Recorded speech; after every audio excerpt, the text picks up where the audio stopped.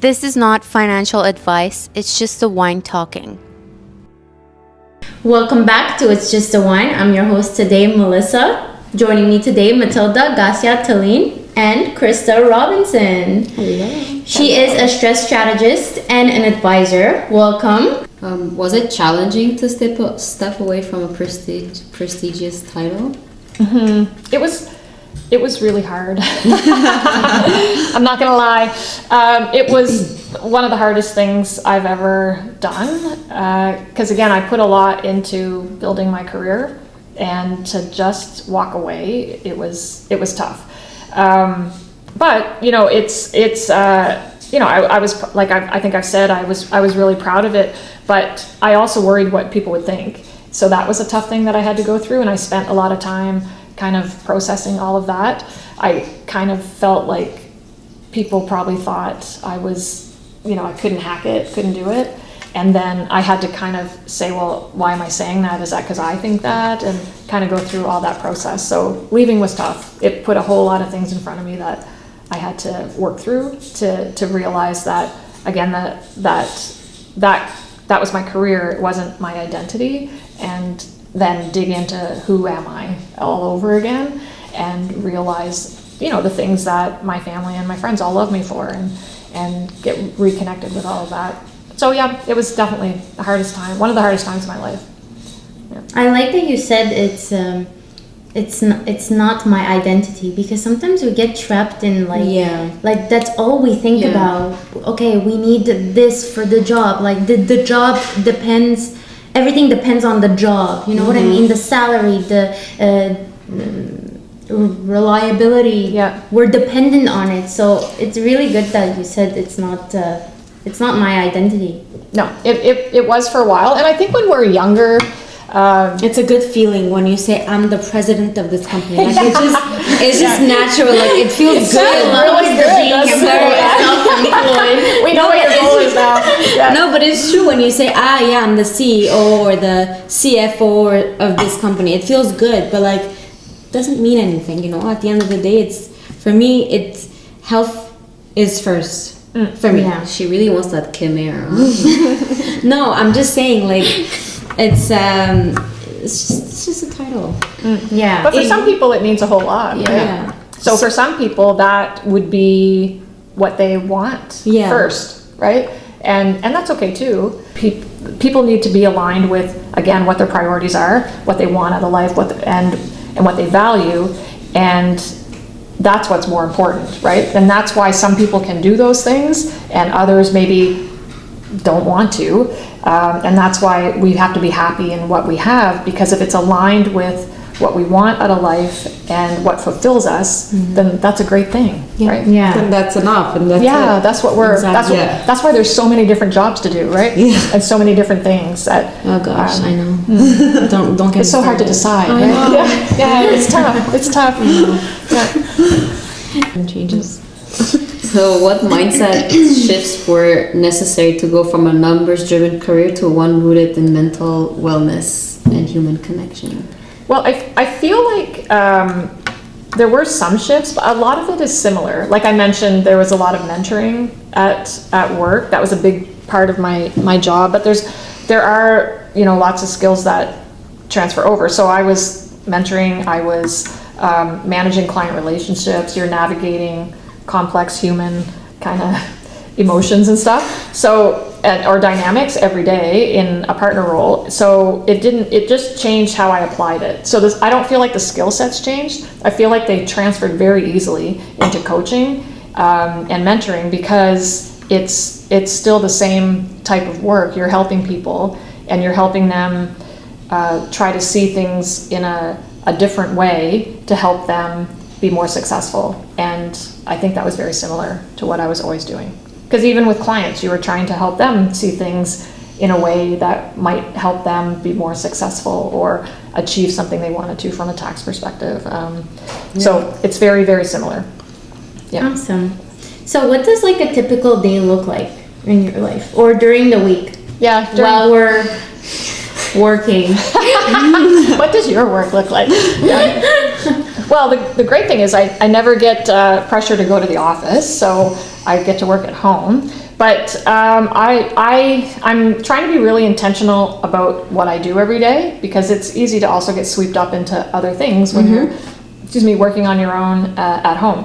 So I'm a real morning person. I get up early in the morning. Like, what's early? Like 5 o'clock is not abnormal. Wow. For me. Oh my So, and gosh. I'm a real, like, That's a win. yeah. Oh my But I go to bed really early too. So 9:30ish, I'm in bed reading to get my 7 hours right after. So I'm up chipper in the morning. But I've always been a morning person, and I've always embraced it. It's just that when I was at EY, there came a point in time where I would get up at 4 in the morning because I was up and I would start working, and it worked for me because that was when I was really on. But when you'd go to the office, you'd get sucked into other things, and your day could be really, really, really long. So that's that's when I wasn't really aligning myself with what worked for me. But now I get up really early and I do my work. I take breaks. I have them like regular breaks that I have in there. It could be walking the dog. It could be, making lunch, going for my run, doing some sort of exercise. And my goal is to always do some form of exercise every day, because I know for me that I need that in my brain. I need to exercise to help my brain.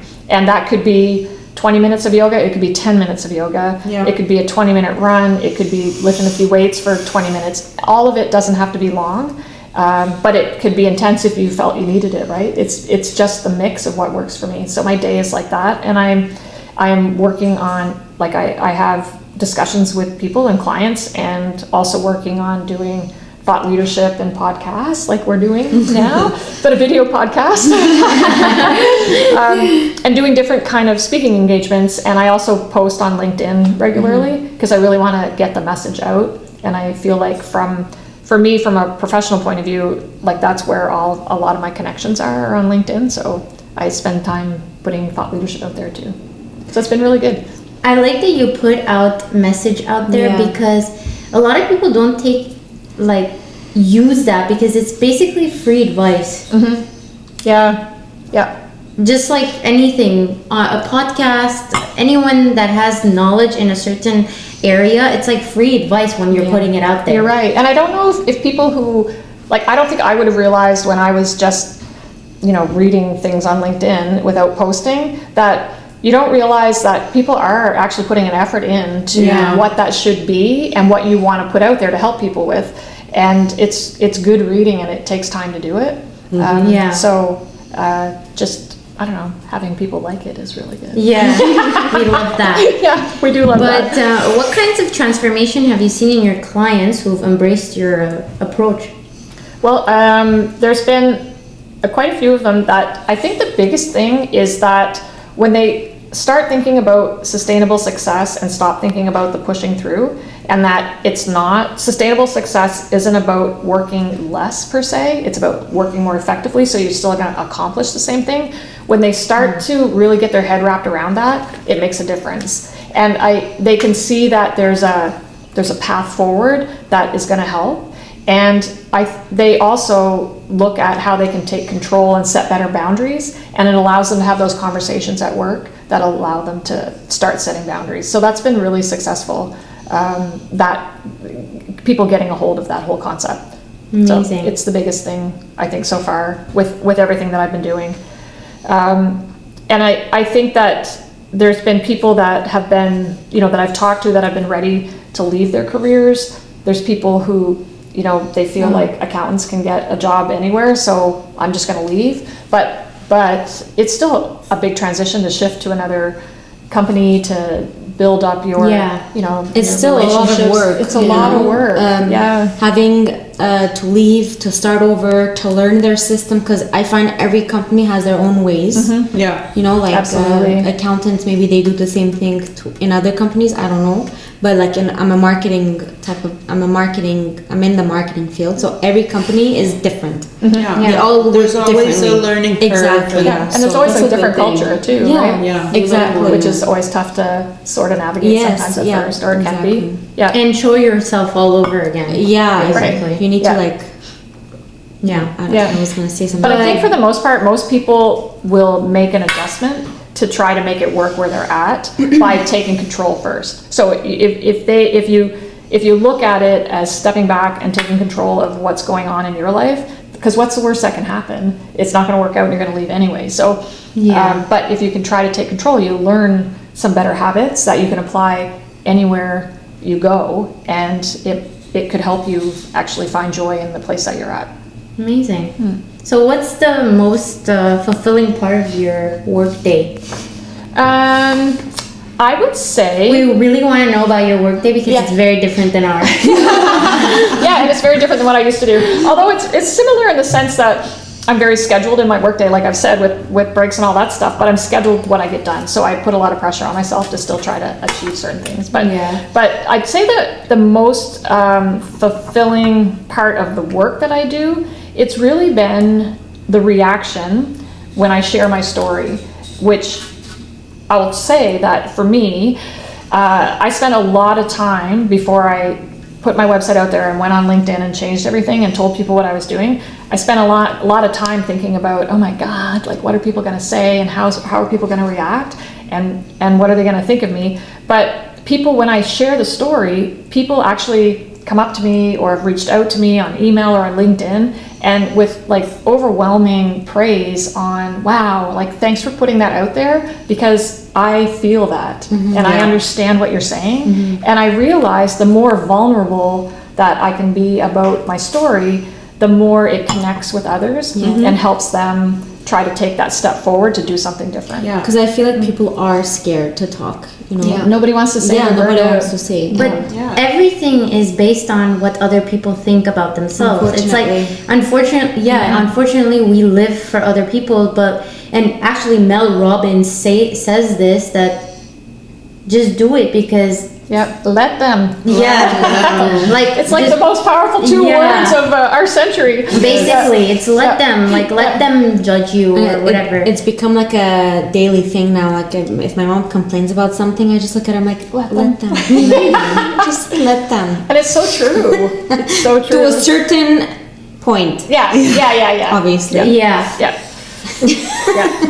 But I About those think TikToks. what you were saying right now, I'm sure there's a lot of people who are in a position where they are afraid or scared or just to take that step, whether it's for themselves or because they're afraid what other people may think. You know, like people our age are, at least me, I'd be like, oh, what are my parents gonna think? You know, there's always that. There's always that. But when you're vulnerable and when you go out and you tell your story in truth, and let's say I'm in that position and I hear you say it, it kind of puts the audience in a position like, oh, I'm not alone. Right. And look, she's successful now and she's doing it and she's doing something else and she's still happy. You know, and it kind of gives fulfilled, like you still feel fulfilled. It kind of gives people the courage or the little push to be like, you know what, I'll be okay if I do what I really want to do, if I really figure out what I want and follow through, you know. It's really huge what you're doing because it does give people the power to do it for themselves. Exactly. That's exactly what I'm trying to help them do. And I'll share too, there was a individual I spoke to, and I'll say it was a man, because I think a lot of times we think the men don't want to talk about it as much, but we spoke about his role at work, and he was someone that got a promotion into tax director, but they never filled his position. So all that happened was there was more work for less people, and he didn't want to go to his boss to talk about it because he felt it was a career limiting move, even if he wanted to leave, that people would know that. And I think that a lot of time that's and I think that's real, like that, that's smart to think about. But that's where it makes it even more meaningful, I think, to be able to know that you can start to make changes right away to help and dig in now to see if you can make it work where you're at. And if it still doesn't work, maybe you're in a healthier place to go to the next place, right? So you don't have to leave because of burnout, and and worry about how that's going to impact what happens to you. Yeah. But I will say that I think that talking about it, a lot of people say don't talk about it, but I think talking about it, because of the way people react to it and so many people respond to it, that I don't think it's necessarily a career limiting move anymore. Yeah. And better to do it sooner than later. Exactly. Right. Yeah. Yeah. So would you give any advice to people that have like a high position in a company and they're feeling that burnout effect? Do you have any advice for them, or? Yeah, I would say like it would be good to listen to the signs. Yeah. So the very first thing to do is to understand, how do I feel right now, and how did I used to feel, and how did I get here? Because a lot of what happens to us, it's because of workplace stressors, and maybe there's I don't know, like the workload's too much, or you're not feeling like you're part of a community at work. There's a whole bunch of different things that can happen that add to your burnout. And if people can start to look at what's happening around my environment and what's causing me to feel like this, then you can start to make better decisions and try to work through that issue that you have. So my advice is always to avoid getting to burnout. So you need to listen to those signs, understand the workplace stressors, and try to start living authentically and with sustainable success. Even if you just make one change today in how you're managing your schedule, it can start to push you through to do more changes so that you can get a hold of where you're at and hopefully stop the burnout process from happening. Makes sense, yeah. It sounds like a lot of like personal work. Yeah. And it kind of, you said a lot of things that can be applied to so many aspects of life. You know, like one little step can make a huge difference throughout the way. It's like, we say it all the time about investing, you know, like one little. Yeah, like $100 today can bring you how much in 20 years? Like, it's compounding. Yeah. And behavior can also compound. Right. And behavior can also shape up into something else, and happiness is the same thing. And so when you realize what you really want and what happiness means to you, then if you're also aware of your environment and what are the things that are not giving you that, then that's when you need to start making the changes, right? Exactly. But it's a lot of work personally. Like, it takes time to do all of this. Right. And a lot of people don't have the time because they're so focused on work. And so, well, they think it's going to disrupt yes, what they've got to do over here, when, yeah, it's really hard to start dealing with the stuff that you haven't dealt with probably for years. Yeah. But that's where a mentor, a coach can come in to help you with that, to try to, so that you don't have to, like, I spent months researching all of this stuff, and people don't have time for that if they're in their real job. So I was not working. So if someone can help give you guidance so you can start taking those baby steps, because to go from here to here and change, it's huge, and that's really scary for people. But if you know that someone's going to help you, or can guide you in the steps that you need to start taking to make that difference bit by bit, it will help you so much, and it will really come, because it doesn't need to be this big magic wand that changes everything at once. It can just be iterative steps that help make the difference. Well, you gave advice for people in the workforce, but how about for people fresh out university or someone getting into the workforce? Do you have any advice for them? Yeah, I think that somebody who's coming out of university, what I wish I had known was not to just chase the promotion, right? To actually sit back, well, and it's hard when you're young, but to sit back and think about what makes you tick, like what's important to you. Yeah. And at that time, like maybe it's having time with your friends every week, or being able to, I don't know, go to the concert next week. Like there's lots of fun things that you want to do, but make sure that you build those in your life, right? That you don't give that all away because you're chasing a promotion, unless you know that from your values and your priorities that's where you want to head. Yeah, that's what makes you tick, and maybe it's made you tick for years through school and all that kind of stuff, right? But yeah, that's awesome. And I feel like a lot of people fresh out of university need to hear that, because the first thing they think about is getting a job. Right. And they don't think about anything else. What else are they supposed to think about? What they truly want and what makes them tick. Well, first of all, for me, when I was in high school, I had no idea what I wanted to do. And one thing I admired about Mel was that when, at a young age, I think she was like 14, 15, she goes, I'm going to be an actuary. I'm like, Actuary? Oh okay, my God. girl. Like, and I didn't know what that was till I was like 30. yeah, exactly. Well, when somebody asks me, I don't tell them anymore. I just explain what I do. I'm an actuary. Like, I don't know what they do. I mean, I did not know what they Now you do. Now I do. Yep. But, you know, I admired her that she knew from the beginning. And then I feel like that's just the life, our life, unfortunately. When you graduate, the next thing you do is actually right out of high school, you have to like apply for university. You're supposed to know. You are supposed to It's know. so hard. And unfortunately, like, Not a lot of people know. Exactly, and it's a lot of stress on It's the kid pressure. as well, especially because all of my friends got accepted in university and I didn't, or college it was, because I didn't know what I wanted to do. So it was a lot. It was hard on me as well as a 16-year-old that did not know what. But you can't think of it like that, because everyone has a different path. Like, I know, but I'm just saying. it's very like, stressful because I was in Yeah, it is. university and I had to look for a job. Like, I had to look for an internship, or else I wasn't going to get a job. Yeah. Yeah. And that's how most professions and careers start. You have to get an internship to get a job. Yeah.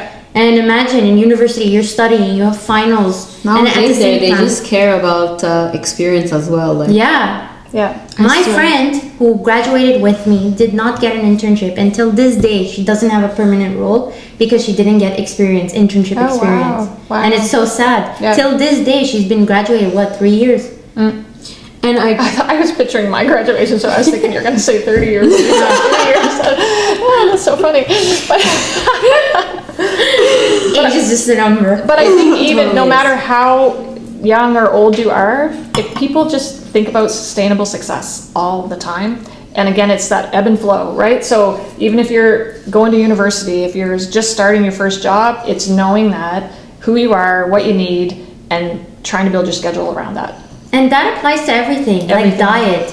Yeah. You need to find that sustainable diet and to be able to have the body that you want, or to be healthy And have the health that you want. that you want. Yeah, but some Like, people don't care about that some necessarily. people but just some- cut for a week and not eat, and then you're just gonna gain it back. Like, it's exactly what you But want. Sustainable. the key word is sustainable. Yeah. Yep, yep. And I think success needs to be part of that, because we all want to be successful. It just might not all be the same. I know, it's really warm, eh? I thought it was me having a hot flash. I thought, there's no way these ladies are having a hot flash like I am. But yeah, I don't know what I was to saying. conclude our podcast, what does financial freedom mean to you? Yeah, the question. I think financial freedom is choice. It gives you choice. That's great. Yeah. Yep. Yeah, that is financial freedom. Yep. And I think for anybody who's out there listening or watching, you can't start too early with trying to achieve financial freedom, right? Because you have to start investing and making it work, and that starts, you can't be too young to start that. Yeah. Yeah. And benefit from that later in life. Yeah. Yeah. Yeah. That's I very agree. well said. Well, That was fun. Yeah. well, cheers. yeah. It was good. Thank you. I mean, my cup is empty, but whatever. But it's because it was a great conversation. Yes, I it learned was. so much. Yeah. It was amazing. All right. Like, Comment. subscribe. share. See you next week.